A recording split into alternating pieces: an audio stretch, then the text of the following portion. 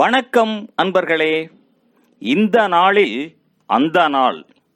ஆம், வரலாற்றின் வழித்தடங்களில் கடந்த 2000 ஆண்டுகளாக ஒவ்வொரு நாளும் உலகம் முழுவதும் நடந்தேறிய முக்கிய நிகழ்வுகளை நாள் வாரியாக நல்ல பல தகவல்களை தொகுத்து காணொளி மூலம் பகிர்வதில் மகிழ்ச்சி. வாருங்கள் அன்பர்களே, இனி வரலாற்றில் இன்று எனும் வாசல்களை திறந்து வலம் வருவோம். வரலாற்றில் இன்று ஜனவரி 13ஆம் தேதியில் நடந்த முக்கிய வரலாற்று நிகழ்வுகள். கிபி 1658ஆம் ஆண்டில் இங்கிலாந்தின் இராணுவம் மற்றும் அரசியல் தலைவரான ஆலிவர் குரோம்வெல்லுக்கு எதிராக சதித்திட்டம் தீட்டிய எட்வர்ட் செக்சுபி என்பவன் லண்டன் கோபுர சிறையில் இறந்து போனார். 1797ஆம் ஆண்டில் பிரெஞ்சு புரட்சி போரில் பிரெஞ்சு கடற்படை கப்பல் ஒன்றுக்கும் 2 பிரிட்டானிய கடற்படை கப்பல்களுக்கும் இடையே பிரிட்டானிய கரையில் நடைபெற்ற மோதலில் பிரெஞ்சு கப்பல் மூழ்கியதில் 900 பேர் உயிரிழந்து போயினர். 1815ஆம் ஆண்டில் கண்டி போரில் பிரித்தானியர் கண்டியினுள் நுழைந்தனர். 1830ஆம் ஆண்டில் லூசியானாவில் நியூ ஆர்லியன்ஸ் நகரில் பெரும் தீ பரவியது. 1840ஆம் ஆண்டில் அமெரிக்காவில் லெக்சிங்டன் என்ற நீராவி கப்பல் லோங் தீவுக்கு அருகில் மூழ்கியதில் 139 பேர் உயிரிழந்தனர். 1842ஆம் ஆண்டில் முதலாம் ஆங்கிலேய ஆப்கானிய போரில் காபூலில் இருந்து வெளியேறிய பிரிட்டானிய கிழக்கிந்திய கம்பெனி இராணுவத்தைச் சேர்ந்த 4500 பேரில் வில்லியம் ஃப்ரைடன் என்ற மருத்துவர் மட்டுமே உயிருடன் ஜலாலாபாத் நகரை சென்று அடைந்தார். 1847ஆம் ஆண்டில் கலிபோர்னியாவில் மெக்சிகோ அமெரிக்க போர் ஆனது காகுவெங்கா உடன்பாட்டின் மூலம் முடிவுக்கு கொண்டு வரப்பட்டது. 1849ஆம் ஆண்டில் வான்கூவர் தீவில் குடியேற்றம் ஆரம்பமானது. 1888ஆம் ஆண்டில் தேசிய புவியியல் கழகம் வாஷிங்டனில் நிறுவப்பட்டது. 1893ஆம் ஆண்டில் அமெரிக்க கடற்படை ஹவாய் ஒனலுவில் தரை இறங்கியது. 1908ஆம் ஆண்டில் பென்சில்வேனியாவில் ரோட்ஸ் ஒபேரா மாளிகையில் தீப்பிடித்ததில் 171 பேர் உயிரிழந்தனர். 1910ஆம் ஆண்டில் முதலாவது நேரலை வானொலி ஒளிபரப்பு நியூயார்க் நகரில் இடம்பெற்றது.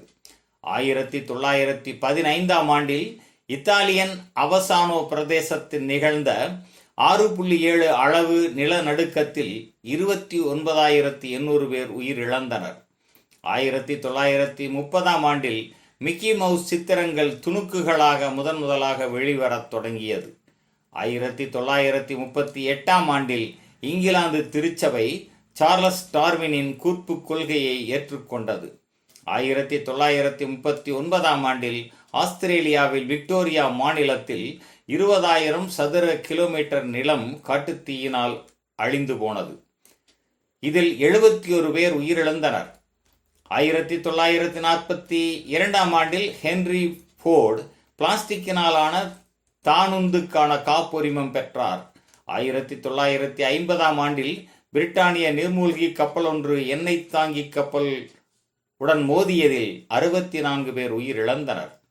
1963ஆம் ஆண்டில் டோகோவில் இடம்பெற்ற இராணுவ புரட்சியில் அரசு தலைவர் சில்வானோஸ் ஒலிம்பியோ கொல்லப்பட்டார்.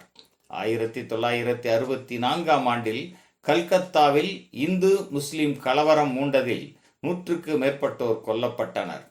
1972ஆம் ஆண்டில் கானாவில் இடம்பெற்ற இராணுவ புரட்சியில் பிரதமரும் அரசு தலைவரும் பதவியில் இருந்து அகற்றப்பட்டார்கள்.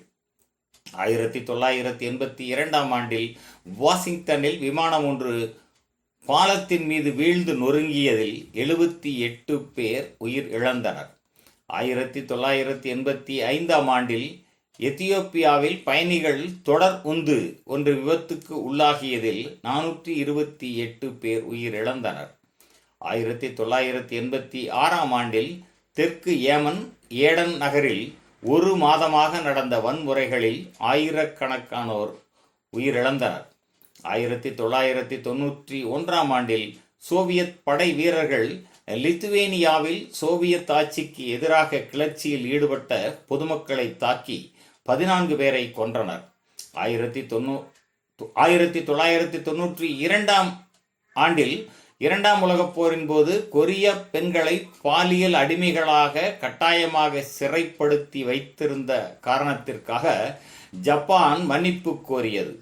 1993ஆம் ஆண்டில் வேதி ஆயுத உடன்படிக்கை கையெழுத்து இடப்பட்டது. 1998ஆம் ஆண்டில் தற்பாலினர் மீதான வெறுப்புக்கு எதிர்ப்பு தெரிவித்து அல்ஃபிரடோ ஒர்மாண்டோ என்பவர் புனித பேதுரு சதுக்கத்தில் குளித்து இறந்தார். 2001ஆம் ஆண்டில் எல் சல்வடாரில் இடம்பெற்ற நிலநடுக்கத்தில் 800 பேர் உயிரிழந்தனர்.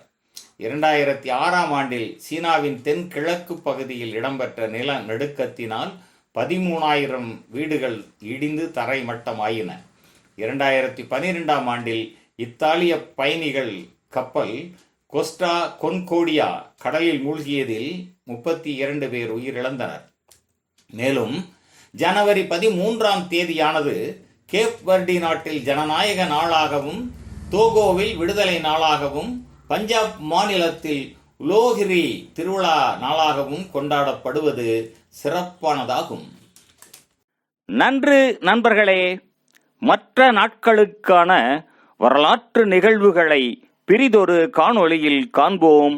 நன்றி, வணக்கம்.